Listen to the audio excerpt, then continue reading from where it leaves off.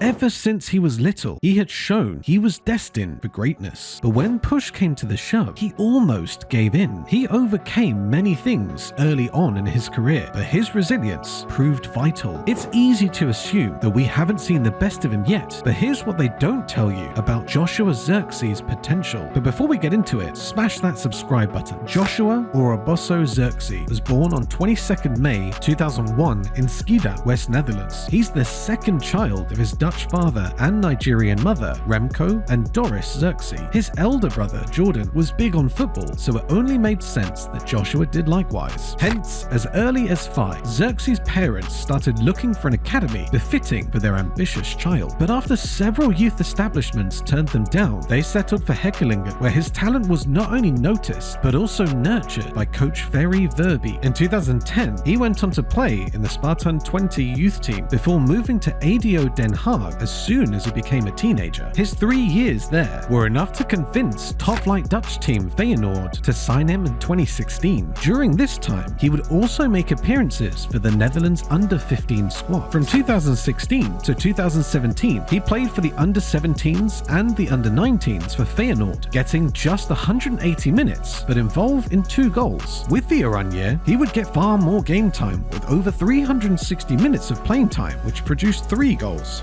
Zirkzee made the most of the few minutes playing he had, and he showed plenty of potential. He was as dangerous outside the box as he was inside it. He had both the build and the skill of a lethal striker, tall and strong and quick with his feet. Soon, one of Europe's biggest names would come calling. Zirkzee joined German side Bayern Munich in the summer of 2017. In Bavaria, a 16-year-old Zirkzee would get the playing time he needed to not only develop himself, but display the full extent of his potential. He played his first game for the Bayern under-17 squad in late October against Elversberg. He would bag a goal and an assist in their 9-0 victory. Zirkzee would maintain his incredible form and end the season with 15 goals and 9 assists in 16 games for the under-17 Bundesliga league. The following season, the young centre-forward found the net 22 times while providing 9 assists in 34 appearances. But Zirkzee wasn't satisfied with the level he was playing at. His hunger wasn't meant for any youth or reserve ranks. He wanted to be on the big stage, and his chance was soon coming. In November 2019, Bayern head coach Hansi Flick felt it was time to graduate some of the youngsters from the reserve team. In a conference, he said, "We're convinced these talents must train with the best to improve, and they have ideal conditions if they train with our pros." The youngsters set to start training with the senior team included Sarpreet Singh, Leon Dejaku, Oliver Batista Meyer, and of course, Joshua Zirkzee. But things didn't go as planned, at least not yet. You see, despite all the work he was putting in training, Zirkzee wasn't even getting his name in the squad, let alone warming the bench. The 2 times he was on the bench, he was an unused sub. First, in Bayern's 4-0 win over Köln, and then in their 6-1 demolition of Werder Bremen of the opposition, and soon after, Serge Gnabry made it 3. A crucial goal like that on your debut is the stuff of dreams, and this teenager was living the fairy tale. In his next game, which was his first at the Allianz Arena, he would come off the bench against Wolfsburg to break the 0-0 deadlock in the 86th minute. In a star-studded team with the likes of Müller, Gnabry, Coutinho, and Lewandowski, Zirkzee was proving he could not only fight for a spot amongst them, but score the goals to win matches for his team. 2 weeks later, Hans Flick would reward Zirkzee with his first start for Bayern following Lewandowski's absence with an injury. In the away game against Hoffenheim, Zirkzee got a goal and an assist as the league leaders won emphatically 6-0. To Hans Flick, having Zirkzee was as good as having 2 Lewandowskis on the team. As he said in his press conference, quote, "Joshua's trained well, and he showed in training that he's got good quality and is a good finisher. He can hold the ball up well and has the physicality to do so, which is important when things are tight up the top. So that was our thinking, to make a like-for-like replacement for Lewandowski. It was good." Nevertheless, despite all of his momentum, by the end of the season, Zirkzee played only a combined 294 minutes in the Bundesliga and only 4 minutes in the Champions League. But winning matches wasn't enough for Zirkzee. He wanted to be the reason his team won them. But before things could get any better for him,